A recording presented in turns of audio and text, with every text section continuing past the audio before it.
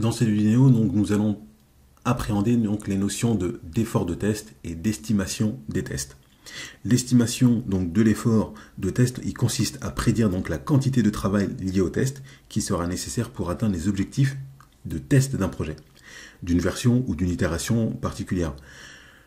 Les facteurs en fait qui influent l'effort de test, elles peuvent inclure les caractéristiques du produit, les caractéristiques en fait du processus de développement, les caractéristiques en fait liées aux personnes et aux résultats de tests détaillés que je vous mettrai sous la vidéo.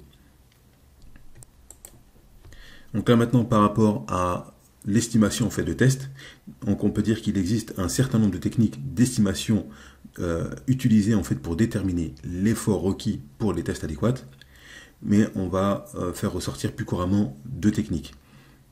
La première, donc, c'est la technique basée en fait sur les métriques, donc estimation, estimer l'effort de test sur la base de métriques d'anciens projets similaires ou sur la base en fait de valeurs représentatives. Voilà. Et la deuxième, donc, c'est la technique en fait basée sur l'expertise, donc une estimation en fait de l'effort de test sur la base en fait de l'expérience des responsables des tâches de test ou par des experts. Donc par exemple, dans le développement agile, il y a le burn-down chart, qui est en fait un exemple d'une approche basée en fait sur les métriques, car l'effort en fait qui est recueilli est enregistré. Et il est ensuite en fait utilisé pour déterminer la quantité de travail que l'équipe peut faire dans les prochaines itérations.